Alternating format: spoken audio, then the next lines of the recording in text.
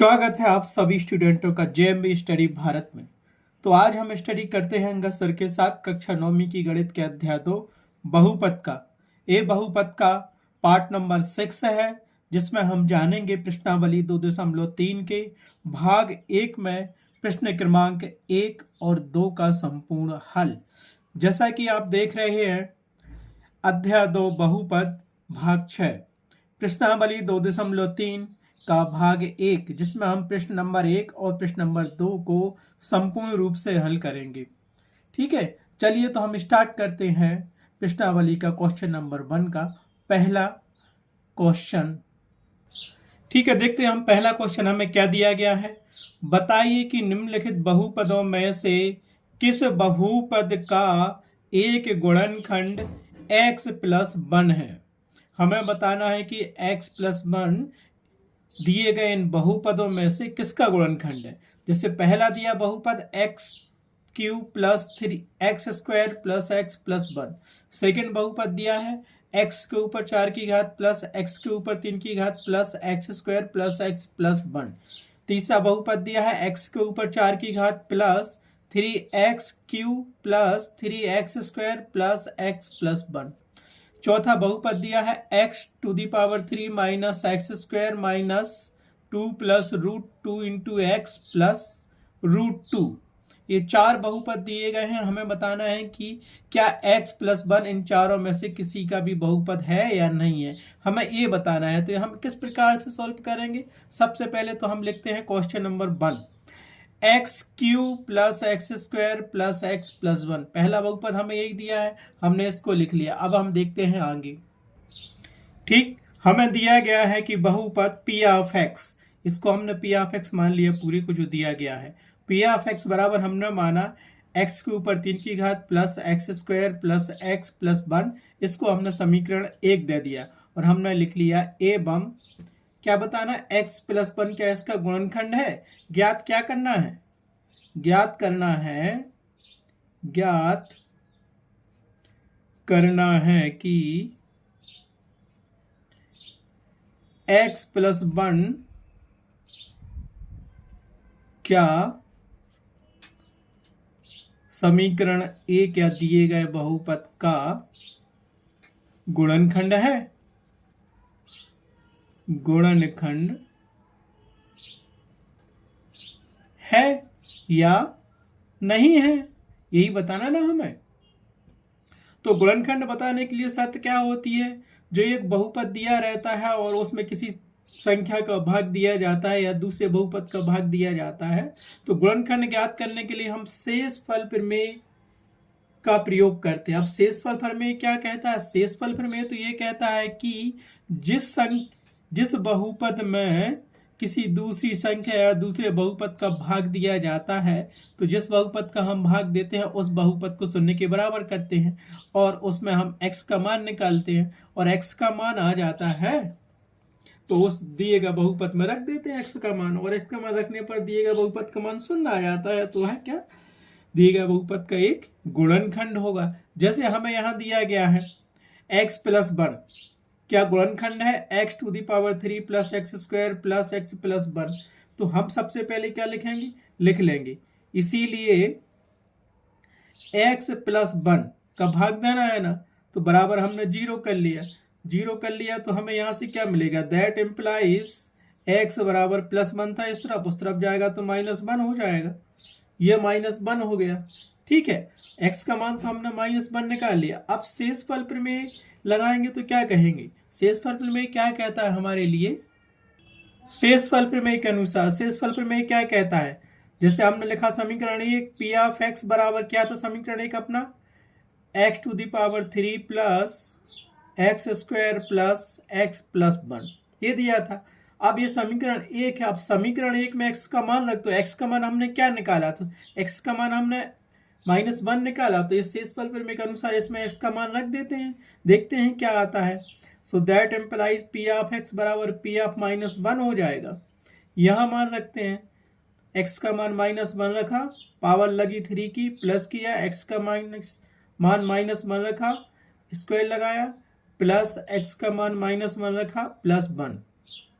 तो हमें यहाँ से क्या मिल गया, दैट इम्प्लाइज पी ऑफ -1 बराबर, अब किसी भी संख्या के ऊपर 3 की घात लगी है, मतलब -1 के ऊपर लगी है तो -1 का गुणा 3 बार करो, तो विषम पावर लगी है तो माइनस ही निकलेगा, माइनस लगा, और 1 का गुणा 3 बार करेंगे तो वो भी 1 ही आएगा। प्लस -1 के ऊपर स्क्वायर की पावर लगी है, मतलब -1 गुणित -1 करेंगे तो वो +1 ही आएगा, तो इसको +1 लिख लो। और -1 प्लस और माइनस का गुणा होगा तो ये -1 ही आएगा, और +1 जो कहते हो। ठीक है, तो हमें यहाँ से क्या मिल गया, दैट इम्प्लाइज पी ऑफ -1 बराबर मिल गया -1 और -1 क्या हो गया -2, और +1 और +2, तो ये क्या मिल गया हमें, यहाँ से मिल गया ये पूरा 0 के बराबर। सो दैट इम्प्लाइज पी ऑफ -1 बराबर मिल गया -2 +2 0। अब क्या सिद्ध हो गया, जब हमने शेषफल प्रमेय के अनुसार जिस बहुपद का हमने भाग दिया है बड़े वाले बहुपद में, और x का मान निकाला -1, और x का मान हमने इस बहुपद में रख दिया, x बराबर -1, तो उसका मान क्या आ गया, 0 आ गया। अब इसका मान 0 आ गया तो क्या मतलब, ये शेषफल क्या, शेषफल है, जो 0 आता है वही तो शेषफल होता है। तो हम इसको क्या लिख सकते हैं, शेषफल। शेषफल क्या है, 0 क्या आया, ये शेषफल है। ठीक है, अब ये तो शेषफल हो गया, तो यहां हम क्या कह सकते हैं कि शेषफल क्या आ गया, 0 आ गया। तो हम लिखेंगे इसलिए शेषफल 0 है, अर्थात x+1 बहुपद क्या माना था हमने, बहुपद यही था ना, पी ऑफ x बराबर x³ plus x² plus x+1 का एक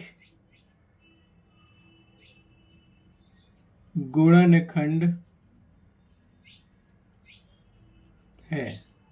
हमें यही बताना था क्या x+1 इस वाले पहले बहुपद का गुणनखंड है कि नहीं है, इस वाले बहुपद का। जब उसका शेषफल 0 आ गया, अर्थात x का मान रखने पर इस बहुपद में इसका मान 0 आ गया, तो क्या होगा, गुणनखंड होगा। अगर यहाँ 0 नहीं आता तो यह गुणनखंड नहीं होता। तो उत्तर हम क्या लिखेंगे इसका, तो उत्तर बराबर हमने लिख दिया x+1 बहुपद x³ plus x² plus x+1 का एक गुणनखंड है। अब चलते हैं प्रश्न नंबर पहले का दूसरा क्वेश्चन। अब देखते हैं प्रश्न नंबर 1 का दूसरा क्वेश्चन। दूसरा क्या दिया है हमें, x⁴ plus x³ plus x² plus x+1। हमें बताना है कि क्या x+1 इस वाले बहुपद का गुणनखंड है कि नहीं। ठीक है, ठीक है, हमें दूसरा क्वेश्चन यही दिया था ना, दिया गया है कि बहुपद पी ऑफ x बराबर x⁴ plus x³ plus x² plus x+1। इसको हमने समीकरण 1 मान लिया। अब इसमें हमें ज्ञात क्या करना था, आपको पता है जो ज्ञात करना है, क्या ज्ञात करना है, ज्ञात करना है कि क्या x+1 इसका मतलब समीकरण 1 का गुणनखंड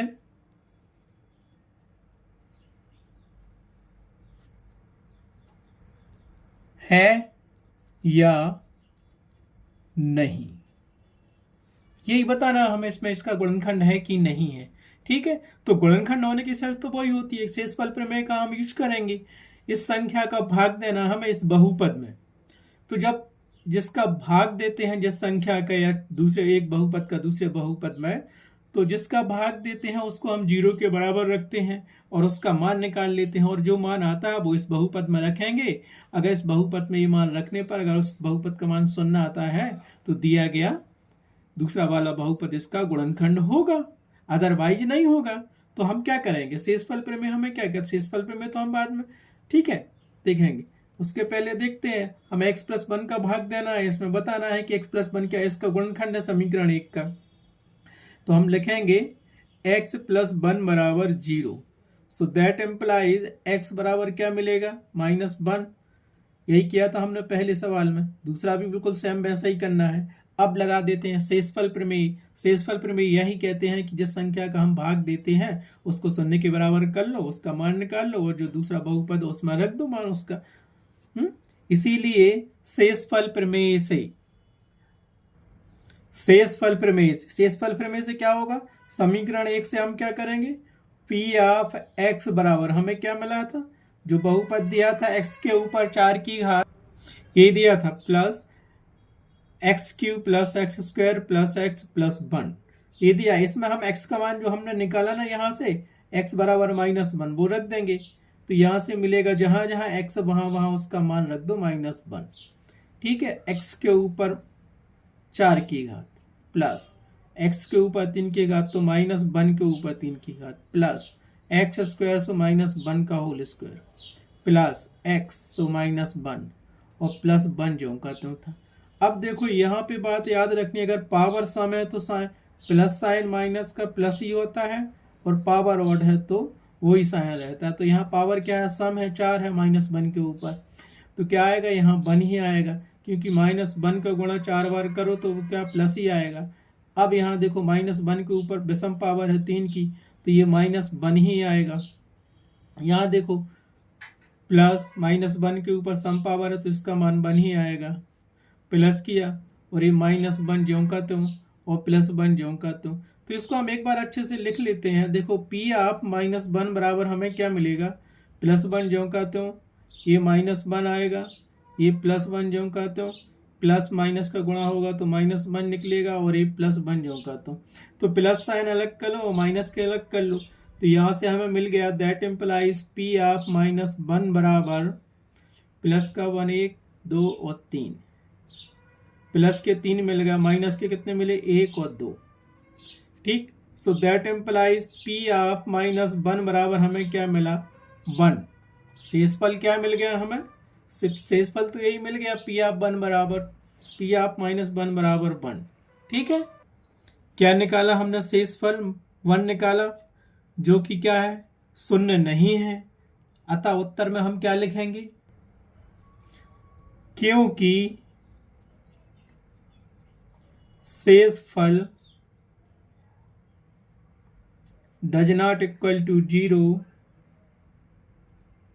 अर्थात x प्लस 1 बहुपद क्या, p ऑफ x बराबर हमने क्या माना था, जो दिया था x के ऊपर 4 की घात प्लस x के ऊपर 3 की घात plus x² plus x plus 1, ठीक है, का गुणनखंड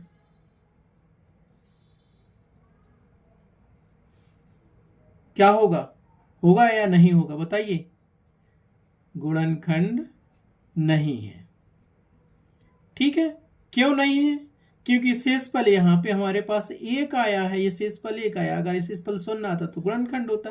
तो उत्तर बराबर हम क्या लिखेंगे यहाँ पे, तो उत्तर हमने लिख दिया x प्लस 1 बहुपद x⁴ plus x⁴ plus x² plus x plus 1 का गुणनखंड नहीं है। क्यों, क्योंकि शेषफल अपने पास 1 आया, अगर 0 शेषफल आता तो x प्लस 1 इस बहुपद का गुणनखंड होता। इस प्रकार प्रश्न नंबर 1 का दूसरा क्वेश्चन सॉल्व हुआ। अब प्रश्न नंबर 1 के तीसरे क्वेश्चन पर हम आगे चलते हैं। ठीक है, तीसरा हमें क्या दिया है, प्रश्न नंबर 1 का बहुपद पहला दिया गया है बहुपद x⁴ plus 3x³ plus 3x² plus x plus 1, ये दिया गया है। बताना है कि हमें x प्लस 1 क्या इसका गुणनखंड है या नहीं। जो दिया गया है पहले उसको हम लिख लेते हैं। चलिए इस क्वेश्चन को हल करते हैं और शेषफल प्रमेय के अकॉर्डिंग ही इसको हल करेंगे। ठीक है, यही दिया गया हमारे पास बहुपद p ऑफ x बराबर x⁴ plus 3x³ plus 3x² plus x plus 1। इसको हमने क्या कर लिया, समीकरण 1 मान लिया। हमें ज्ञात क्या करना है, हमें ज्ञात करना है कि x प्लस 1 इसका गुणनखंड है या नहीं है। अब शर्त क्या होती है, गुणनखंड निकालने के लिए क्या करते हैं, x + 1 = 0 करेंगे और x का मान निकालेंगे। जो x का मान आएगा इस बहुपद में समीकरण 1 में रख देंगे और समीकरण 1 का मान 0 हो जाता है, तो दिया गया ये x + 1 समीकरण 1 का गुणनखंड होगा, अदरवाइज नहीं होगा। तो हम रखते हैं, ये कैसे रखेंगे, पहले तो हम लिख लेंगे यहाँ से दैट इम्प्लाई, इसीलिए x + 1 = 0 रख लिया हमने।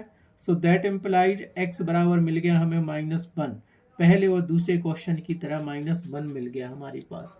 अब हम शेषफल प्रमेय का यूज करेंगे। अब शेषफल प्रमेय क्या कहता है, शेषफल प्रमेय के अनुसार जो बहुपद हमें दिया गया है x⁴ + 3x³ + 3x² + x + 1, इसमें क्या करेंगे, जो x का मान हमने निकाला वो रख देंगे।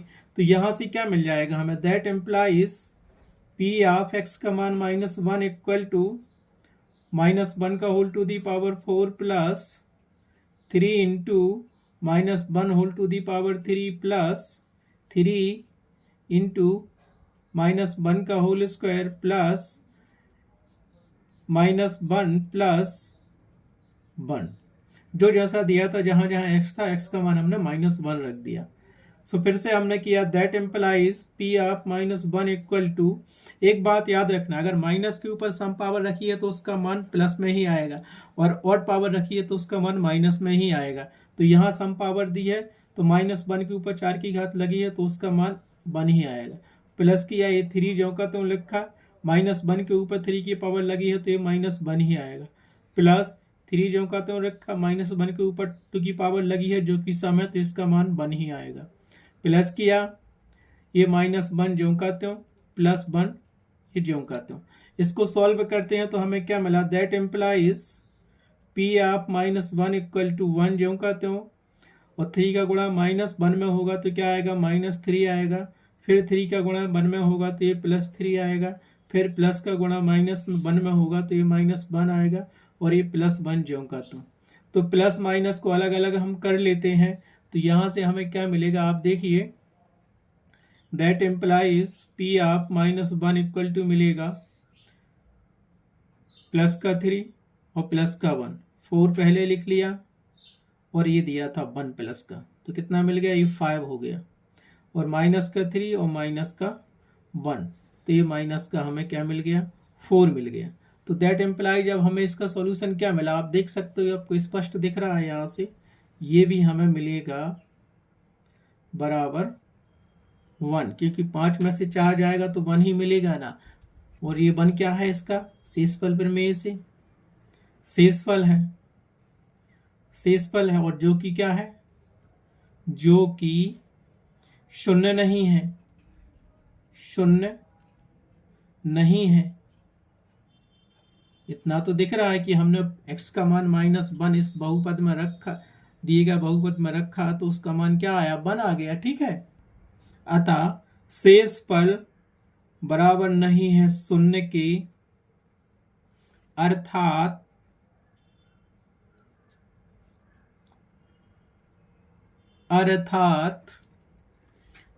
x + 1 बहुपद क्या था, वही पूरा लिख दो, x के ऊपर 4 की घात प्लस 3x के ऊपर 3 की घात प्लस 3x² प्लस x + 1, ठीक है, का गुणनखंड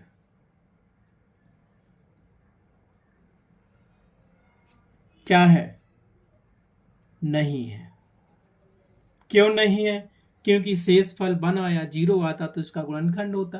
तो उत्तर बराबर हम क्या लिखेंगे, ठीक है, तो उत्तर हम लिखेंगे x + 1 बहुपद x⁴ + 3x³ + 3x² + x + 1 का गुणनखंड नहीं है। बिल्कुल डिक्टो A to Z ऐसा ही आपको कॉपी में लिखना है आंसर शीट में एग्जाम में। अगर 5 नंबर का क्वेश्चन होगा उसको सॉल्व करोगे इस तरीके से तो 5 में से 5 ही नंबर आपको मिलेंगे, ठीक है। आप चलते हैं क्वेश्चन नंबर पहले का, चौथे क्वेश्चन को सॉल्व करने पर क्या दिया हमें, पहले का 4th question, x⁴ - x² minus कोष्टक स्टार्ट 2 + √2 कोष्टक बंद इंटू x + √2, एक बहुपद दिया गया है, हमें बताना है कि x + 1 क्या इसका गुणनखंड होगा या नहीं होगा। तो ठीक है, हम देखते हैं आगे। ठीक है, हमें क्या दिया गया है, बहुपद पी ऑफ एक्स बराबर x cube minus x square minus 2 plus root 2 into x plus root 2। इसको समीकरण हमने एक मान लिया और हमें ज्ञात क्या करना है वो भी देखते हैं। ज्ञात करना है कि क्या x प्लस 1 दिए गए बहुपद का, मतलब इसका गुणनखंड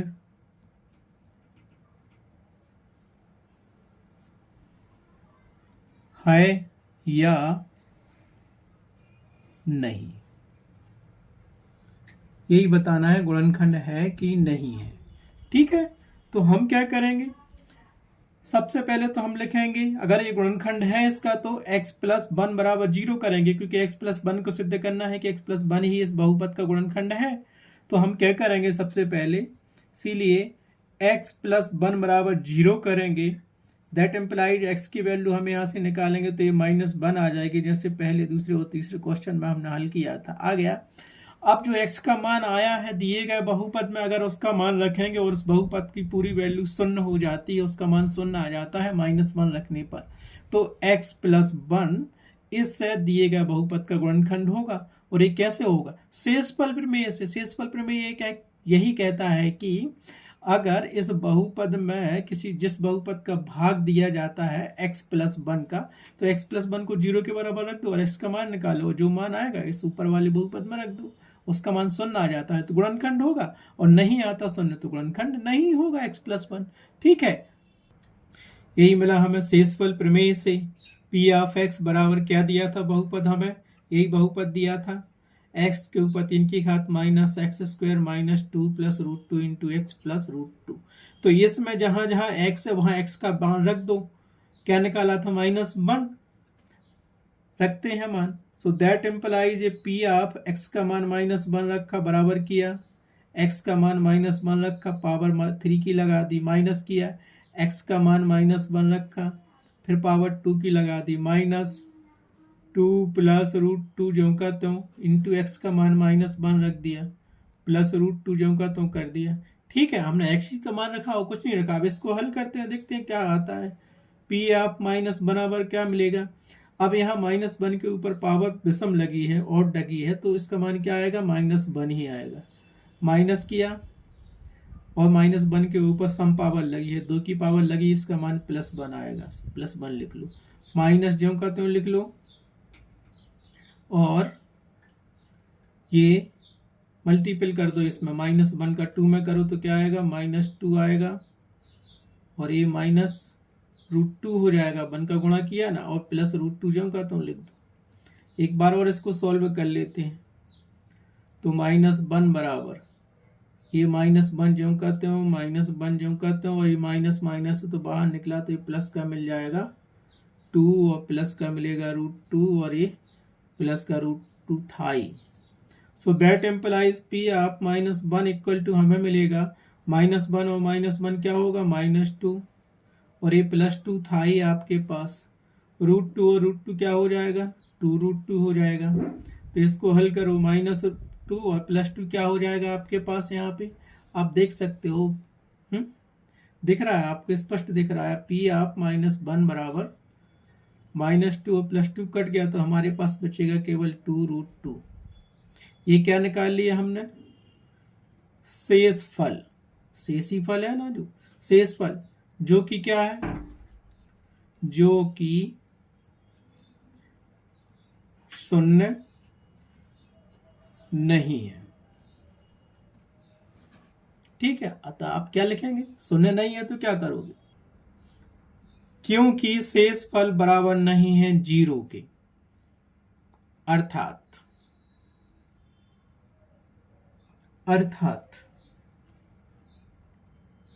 x प्लस 1 बहुपद, अब बहुपद क्या था, वही x³ minus x square minus 2 plus √2 into x plus √2। ठीक है, का गुणनखंड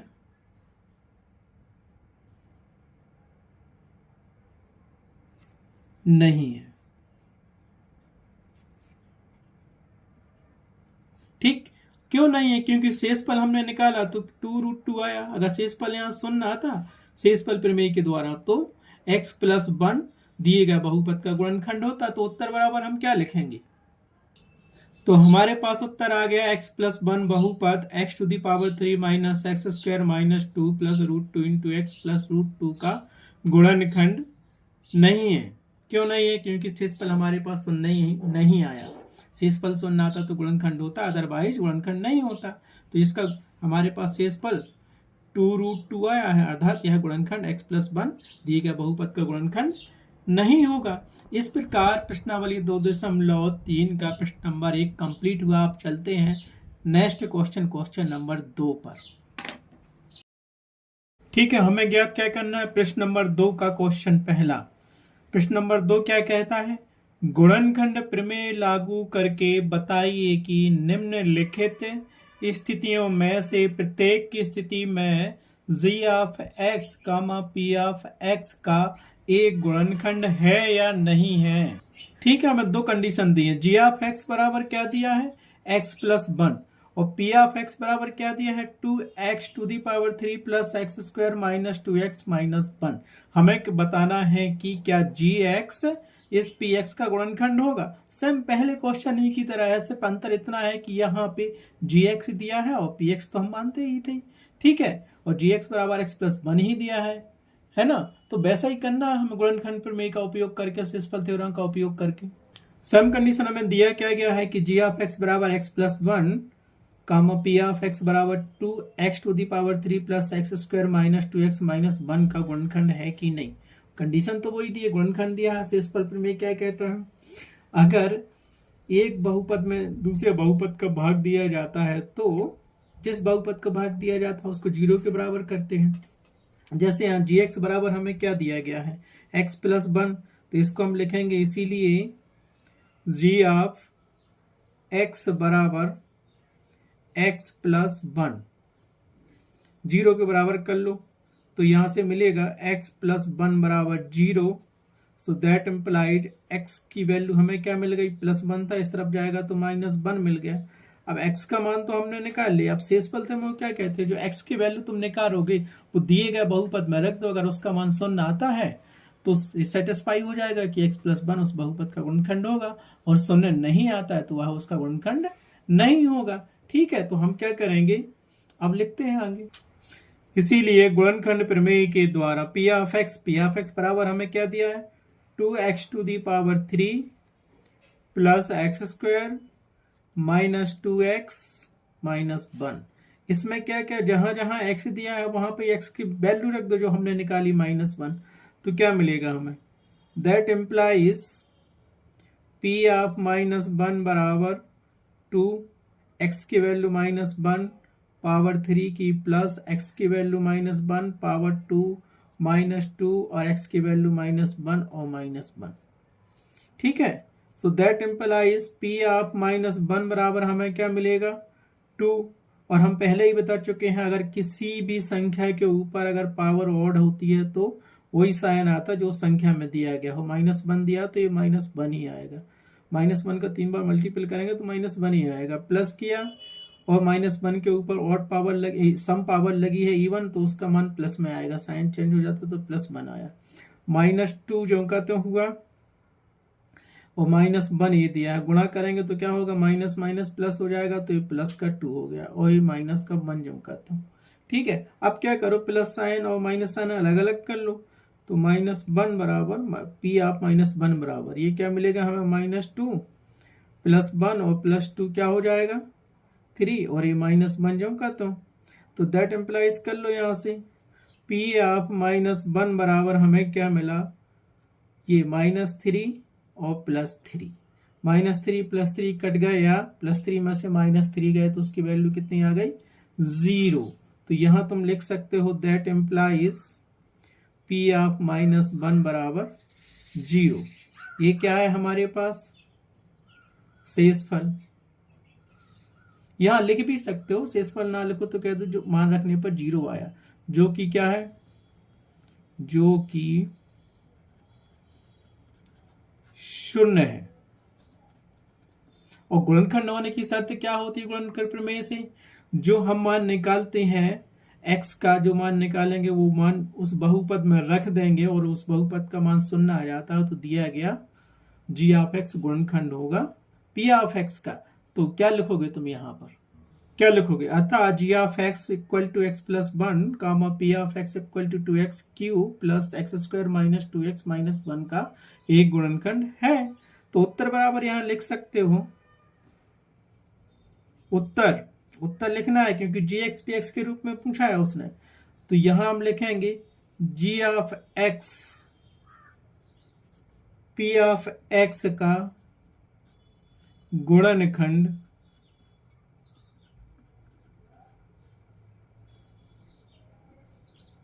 है। ठीक, ये क्वेश्चन नंबर दूसरे का पहला कंप्लीट हुआ। आप चलते हैं क्वेश्चन नंबर दूसरे के दूसरे पर। क्या दिया दूसरे का दूसरा क्वेश्चन, पी ऑफ एक्स बराबर x cube plus 3x square plus 3x plus 1 और जी ऑफ एक्स हमें दिया x प्लस 2। हमें बताना है कि जी ऑफ एक्स क्या पी ऑफ एक्स का गुणनखंड है। तो हम सबसे पहले लिख लेते हैं जो दिया गया है, उसको हल करते हैं अब हम। ठीक, हमें दिया गया है p of x x to the power 3 plus 3x square plus 3x plus 1, इसको हमने समीकरण 1 मान लिया और ज्ञात करना है कि जी ऑफ एक्स बराबर x plus 2 P of x मतलब समीकरण 1 का गुणनखंड होगा या नहीं होगा। इसके लिए शर्त क्या होती है हम जानते हैं, शेषफल प्रमेय से पहले ही क्वेश्चन नंबर 1 में कर चुके हैं। जी ऑफ एक्स बराबर 0 रख दो, so that implies g of x क्या दिया था x प्लस 2 बराबर हमने रखा 0, सो दैट एम्प्लाइज x बराबर क्या मिलेगा, 0 को उस तरफ जाएगा प्लस 2 तो माइनस 2 मिल गया। x की वैल्यू तो हमने माइनस 2 निकाल ली। अगर x प्लस 2 समीकरण 1 का गुणनखंड होगा तो क्या है, x का मान जो हमने निकाला है वो बहुपद 1 या समीकरण 1 में रख देंगे, उसका मान अगर 0 आता है तो वह उसका गुणनखंड होगा, x प्लस 2 इसका गुणनखंड होगा, मान रख देंगे 0। तो अब हम लिखते हैं गुणनखंड प्रमेय से क्या दिया है हमारे पास, गुणनखंड प्रमेय से पी ऑफ एक्स बराबर X to the power 3 plus 3x square plus 3x plus 1 दिया गया है। तो इसमें जहां जहां x वहां x का मान रख दो जो हमने निकाला था, x का मान माइनस 2 निकाला तो यहाँ रख दो जहां जहां x है। तो p ऑफ माइनस 2 बराबर x का मान माइनस 2 पावर 3 की प्लस किया 3 ज्यों का त्यों माइनस 2 रख दिया, x का मान पावर 2 की प्लस 3 किया माइनस 2 प्लस 1। ठीक है, दैट एम्प्लाइज करेंगे हम p ऑफ माइनस 2 बराबर हमें मिलेगा माइनस 2 के ऊपर 3 की पावर है, ऑड पावर दी है तो साइन तो माइनस ही रहेगा, निकल आया। 2 के ऊपर 3 की पावर लगी है तो 2 का गुणा 3 बार करेंगे, 2 गुणे 2 गुणे 2 तो कितना आएगा, 2 दूनी 4 दूनी 8, ये तो मिल गया 8। अब यहाँ से क्या किया, प्लस लगा है, ये 3 ज्यों का त्यों 2 के ऊपर सम पावर लगी है 2 की तो 2 दूनी 4 होगा और साइन भी प्लस का रहेगा, तो ये हो गया 4 प्लस 3 दिया है, माइनस 2 दिया और प्लस और माइनस का गुणा होता है तो माइनस बाहर निकलता है, तो कितना आ जाएगा 3 दूनी 6 और ये प्लस 1 ज्यों का त्यों। इसको हमने हल कर लिया तो p ऑफ माइनस 2 बराबर हमें क्या मिलेगा, माइनस 8 तो ज्यों का त्यों, ये कितना मिलेगा 12 मिलेगा, 3 4 या 12 माइनस 6 ज्यों का त्यों प्लस 1 ज्यों का त्यों। तो प्लस साइन और माइनस साइन अलग अलग कर लो यहाँ से, तो p ऑफ माइनस 2 बराबर मिलेगा प्लस का 12 और 1 तो कितना हो जाएगा 13 और ये मिल गया हमें कितना माइनस 8 और माइनस 6 14। तो ये मिलेगा हमें, that implies p of minus 2 बराबर मिल जाएगा माइनस 1। अतः g of x equal to x plus 2 p of x equal to x cube plus 3x square plus 3x plus 1 का एक गुणनखंड नहीं होगा। क्यों नहीं होगा, क्योंकि इसका शेषफल माइनस 1 आया, अगर 0 आता तो गुणनखंड होता। तो अतः हम उत्तर में क्या लिख सकते हैं, हम लिख सकते हैं उत्तर बराबर, उत्तर उसी रूप में आंसर देना gx और px के रूप में। अतः उत्तर हमारा होगा g of x P of x का गुणनखंड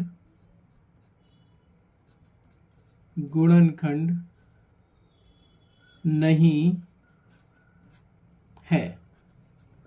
रीजन पूछता तो लिख देते, क्योंकि उसका शेषफल क्या है सुनना है उसका मान। ठीक है, इस प्रकार प्रश्न नंबर दूसरा कंप्लीट हुआ। अब चलते हैं हम दूसरे के तीसरे क्वेश्चन को हल करने पर। देखिए, हमें दूसरे का तीसरा क्वेश्चन दिया गया है, पी ऑफ एक्स बराबर x cube minus 4x² plus x plus 6 comma g of x बराबर एक्स माइनस 3। हमें यहाँ ज्ञात करना है कि x minus 3 p of x का गुणनखंड है या नहीं है। तो हम पिछले क्वेश्चनों की तरह इस क्वेश्चन को भी सॉल्व करेंगे, और हमें जो दिया गया है सबसे पहले हम उसे लिखेंगे। देखिए, हमें दिया गया है पी ऑफ एक्स बराबर x cube minus 4x² plus x plus 6, जिसको हमने समीकरण 1 मान लिया। एवं ज्ञात करना है कि जी ऑफ एक्स, क्या दिया है, जी ऑफ एक्स बराबर x minus 3 comma p of x का गुणनखंड है या नहीं है। वही कंडीशन होती है जबकि गुणनखंड निकालना है। तो जी ऑफ एक्स बराबर हम क्या करेंगे, हम जानते हैं कि जी ऑफ एक्स अगर पी ऑफ एक्स का गुणनखंड है तो जी ऑफ एक्स को हम 0 के बराबर लेंगे, रख दिया। अब जी ऑफ एक्स अपना क्या दिया था, एक्स माइनस 3 बराबर 0 कर लो। सो दैट एम्प्लाइज क्या मिलेगा, एक्स बराबर हमें माइनस का 3 दिया, उस तरफ ही जाएगा तो प्लस का 3 मिल गया। तो एक्स की वैल्यू हमने निकाल ली। इस एक्स की वैल्यू जो आई है वो पी ऑफ एक्स के मान में रख देंगे, या कहना चाहिए उस बहुपद में रख देंगे। उसका मान 0 आता है तो एक्स माइनस 3 उसका गुणनखंड होगा पी ऑफ एक्स का, और नहीं आता है 0 के बराबर तो वो गुणनखंड नहीं होगा। ठीक है, तो ये तो मान याद रहेगा। तो हम गुणनखंड प्रमेय से क्या करेंगे, तो गुणनखंड प्रमेय से हमें क्या मिला, पी ऑफ एक्स बराबर हमें जो दिया गया था x cube minus 4x² plus x plus 6। इसमें हम क्या करेंगे, एक्स की वैल्यू रख देंगे जो हमने निकाली है। एक्स की वैल्यू हमने क्या निकाली थी, 3 निकाली थी। तो जहां जहां एक्स है वहां एक्स की वैल्यू रख दो 3। सो ये हो गया पी ऑफ 3, और यहाँ पे x की वैल्यू रख दी 3, पावर लगी 3 की, माइनस किया 4 ज्यों का त्यों किया, x की वैल्यू रख दी, पावर लगी 2 की, प्लस किया x की वैल्यू रख दो यहाँ पे 3 प्लस 6 ज्यों का त्यों। सो दैट एम्प्लाइज हमें यहाँ से क्या मिल जाएगा, ये p ऑफ 3 बराबर मिल जाएगा 3 के ऊपर 3 की पावर लगी है। इसका मतलब हुआ कि 3 की टेबल हमें 3 बार पढ़नी होगी। तो एक 3 गुणे 3 गुणे 3 करना पड़ेगा। इसको हम ऐसा भी लिख सकते हैं, देखो 3 गुणे 3 गुणे 3, माइनस किया 4 गुणे ज्यों कहता हूँ 3 के ऊपर 2 की पावर लगी है तो ये 3 गुणे 3 प्लस 3 ज्यों कहता हूँ प्लस 6। मल्टीपल कर लो, इसको सॉल्व करोगे तो क्या मिलेगा, दैट इम्प्लाइज पी ऑफ 3 बराबर हमें मिलेगा यहाँ से 3 त्रिका 9 3 27 27 माइनस 3 त्रिका 9 और 9 चौके 36, या 4 3 जा 12 और 12 3 जा 36 प्लस 3 ज्यों कहता हूँ और प्लस 6 ज्यों कहता हूँ। ठीक है, इतनी वैल्यू तो हमने कर ली। अब यहां से क्या मिलेगा हमें, so that employees P of 3 बराबर प्लस साइन अलग कर लो माइनस अलग कर लो, तो ये कितना मिलेगा, प्लस का 3 प्लस का 6 और ये दिया तो ये मिला 30 और 36 मिल गया। माइनस 36 था ही, तो प्लस के 36 में से माइनस के 36 जाएंगे तो हमारे पास क्या वैल्यू बचेगी, ये तो तुम बता सकते हो ना। So that employees P of 3 बराबर 0, और लिख लो जो कि क्या है, 0 है। 0 तो आ गया ही। ठीक है, अब हम इसको क्या लिख सकते हैं, बताओ, आप खुद बताओ इसको हम क्या लिखेंगे। अतः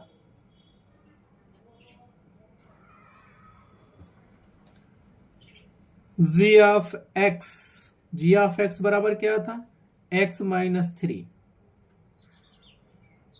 P of x comma p of x बराबर क्या था, x to the power 3 minus 4x² plus x plus 6 का एक गुणनखंड होगा। गुणनखंड है, क्यों है, क्योंकि x का मान रखने पर p ऑफ x में उसका मान 0 आ गया। और 0 नहीं आता तो गुणनखंड नहीं होता, तो उत्तर बराबर हम क्या लिखेंगे इसमें? उत्तर हम लिखेंगे g of x p of x का एक गुणनखंड होगा। क्यों? क्योंकि इसका शेषफल 0 आया है, p ऑफ 3 बराबर 0 आया है। x का मान 3 रखने पर p ऑफ x क्या 0 आ गया, p ऑफ 3 0 आ गया, तो g of x p of x का एक गुणनखंड होगा। इस प्रकार प्रश्न नंबर 2 कंप्लीट हुआ। ये पार्ट कंप्लीट हुआ। अब नेक्स्ट क्वेश्चनों को नेक्स्ट पार्ट में करेंगे, पार्ट नंबर 7 पर।